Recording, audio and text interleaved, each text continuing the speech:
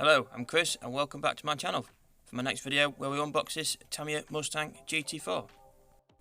So as you can see here, typical of Tamiya's quality box arts, it's quite a nice illustration of the actual vehicle itself.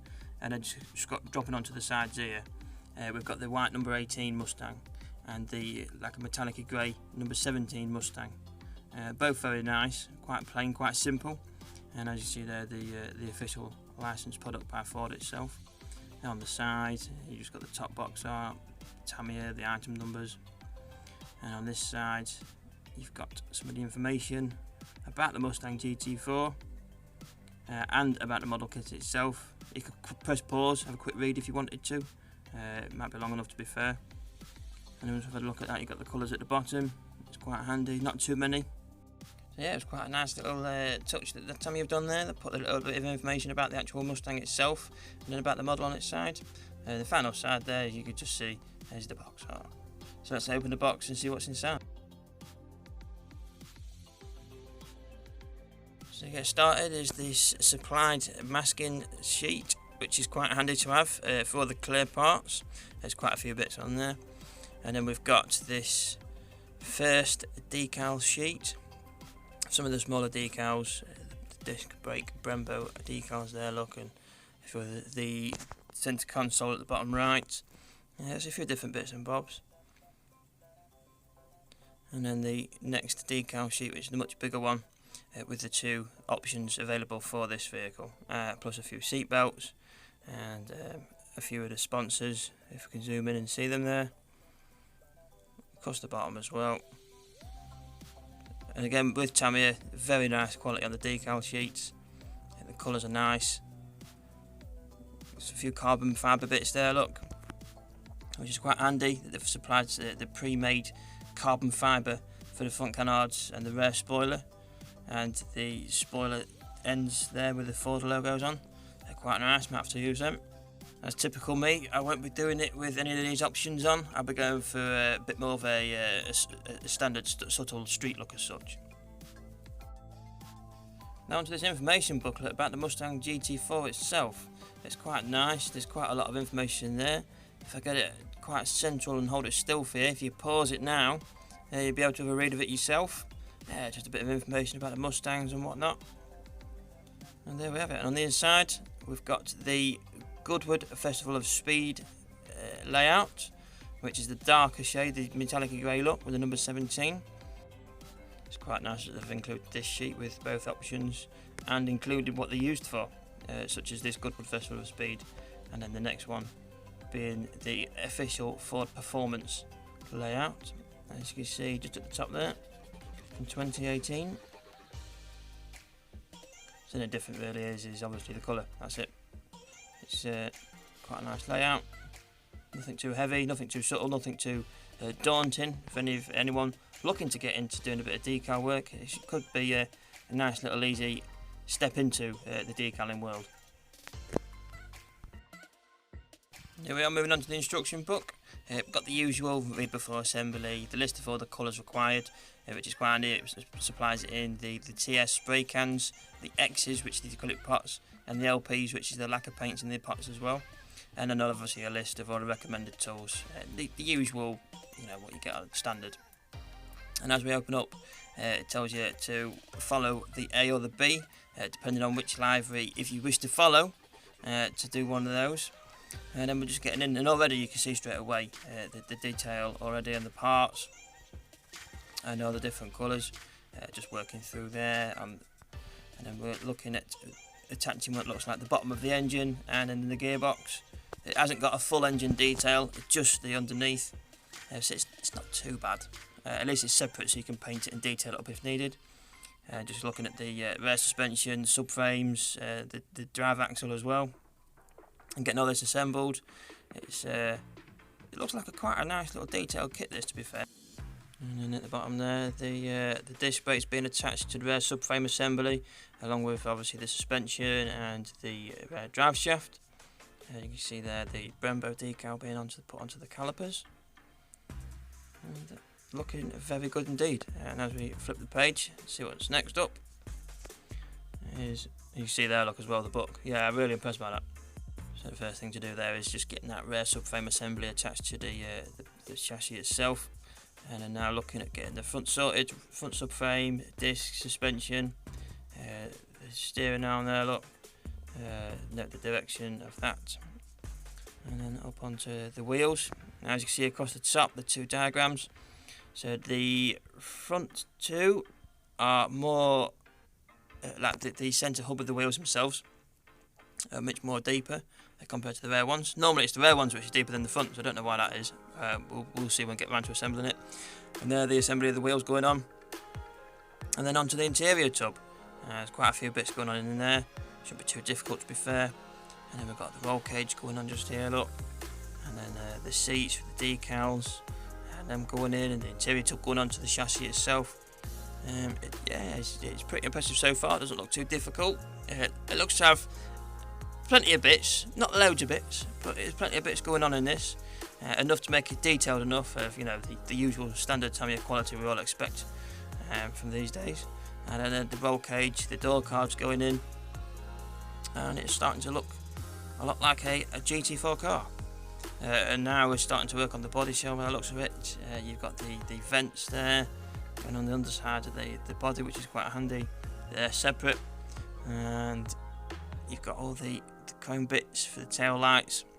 And I know I've already said it once or twice. I'll probably say it again a few more times to be fair. It seems, just by looking at these pictures, such a nice detailed kit. I mean, obviously it is, a 2020 release. I think it was brand new. It was a brand new kit, moulding tool, however you want to say it. So Tamiya's quality it's just going to show in this kit. And to be fair, I've seen quite a lot of people build this to the livery, or they've gone their own ways and directions with it. And I don't think I've actually heard one bad word about this kit. So I've been wanting to get hold of it for quite some time, and finally I've managed to get hold of it. And as we see there, the windscreen masking, and you've got to the left, it looks like the top side of the window, where you're just painting the bottom of it, and that's where obviously the wipers go. And on the flip side, paint on the inside to give it that the window trim look as such. The side windows are all nice and separate. It looks to be a nice, easy one to paint, to be fair. And assembly-wise as well, it's not one big clump. It's we wouldn't be an individual. It should be a bit nicer, a bit easier to work with, hopefully. And, just getting the tray there onto the assembly once it's on the body. Tying it all in. It's a shame that they do that. But obviously for ultimate realism, it's good. But for workmanship side of things, you're hiding your hard work, your detailing. That's why I document a lot, take a lot of pictures, step by step, so you've got it all there. And sometimes I've actually seen people using magnets to attach those, so you can remove them if you want to put it on show or show anyone as such, which is a good idea, using little magnets. And there the final steps and stages, looking good. Now onto the chrome parts. Now I don't know how well you can tell from this video, but I will be keeping them in the bag, by the way, until I need them. But the quality of the chrome is really quite impressive. I don't think it looks too toy-like. You get some kits with some chrome bits on, and it looks very, very plasticky, toy-y. That chrome looks pretty good, to be fair. Again, the tyres and the poly caps for attaching the wheels, these will be staying in the bag until I need them, and obviously we'll get the tyres out, give them a sand down. So here we are onto the first sprue. There wasn't many sprues in this box, to be fair, but the sprues are quite packed out. They've got quite a few bits on them, so as you can see there, just the first bits we've got, like the suspension, should be nice and easy to detail up. There's the drive shaft, you've got some subframes going on there, look, and you've got the bottom of the engine, the gearbox, very nicely detailed. If I try and get the light shining onto it, you can hopefully try and see some of the detail on there. So for all you people that like to weather, make them used, oiled, stained, it's there for the taking. You can see the discs there, look, if I try and get them zoom in properly, the detail on the rear ones, nice grooved. And then the front discs are really impressive, some great detail there. Obviously it's got that little Brembo logo on the disc as well. It's a nice little touch. I don't think I've seen that before. And there we are onto the wheels. The quality again, it's very, very nice. Hopefully I can get these painted up without trying to lose too much of the detail. Sometimes I find it a little bit difficult when the hub of the wheel is so deep.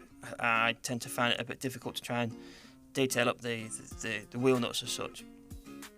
You've got some of the anti-roll bars, it looks like, front subframe, steering rack, you've got the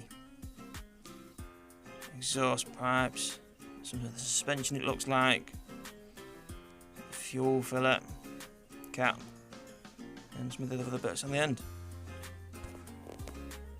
As you can see, really clean, really tidy, such nice quality, and if it fits as good as it looks, we're on to a winner.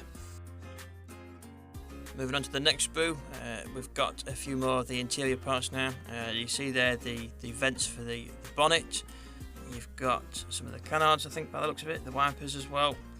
You've got the headlight housings there, the door cards just there, if I can see them. You've got some rivets.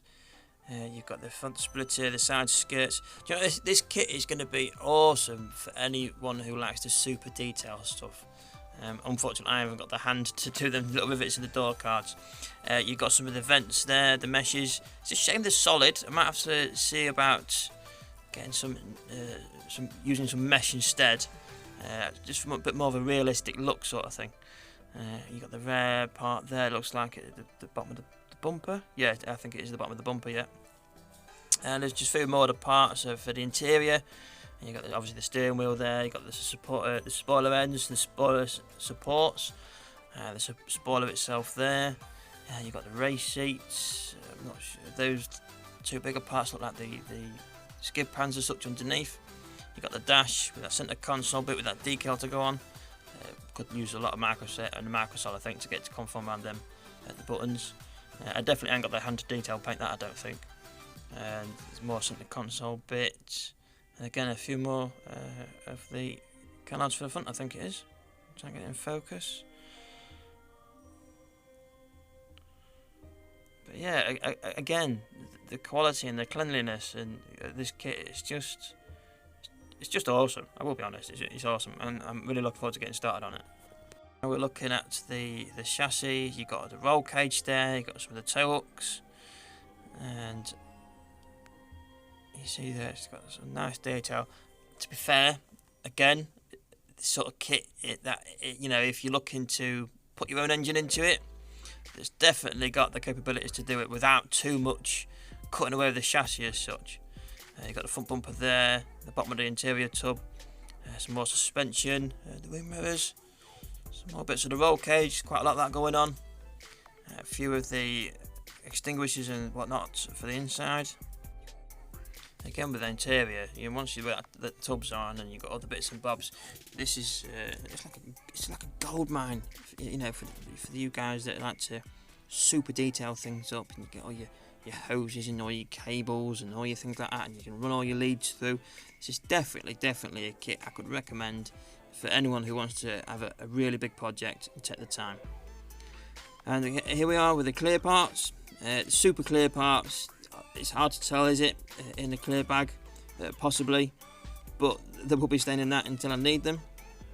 There is quite a lot of tiny little contact points from the moulding process, I do believe. But to be fair, as long as you're careful, that tiny, you're not going to make that much of an issue. And I don't think there'll be any risk of any splitting or cracking. They are so tiny, it's quite well done. Now we move on to the final piece of the jigsaw, the body. After having a good look over the body, I was really impressed with the quality of it. You know, I've said it all along this video, but this kit is really nice. It is a bit more pricier than other kits. I just think it is absolutely worth it, just by initial looks. And I don't know how well you can see it, but just there, running down the back, is one of the mould lines. It took me a little longer than normal to find it, but where it is, it's not going to be too difficult to clean that up. And then the next one, it doesn't run in the panel line, but just slightly, you know, on top of it, away from it as such. Again, there's going to be no trouble at all cleaning that up, and it, you know, it's really well hidden away. Just looking around the rest of it, you've got the inserts there where the bonnet catch is going, bonnet releases as such. On the roof, you've got this little part there where there's like a sensor or something would sit in it if you're going to do the race model as such. But being as I'm not going to be doing the race model, I'm going to see if I can try and sand that away, maybe have to fill it as well. So thanks for watching. I can't wait to get stuck into this and share it with you all. Take care, look after yourselves, cheers, bye.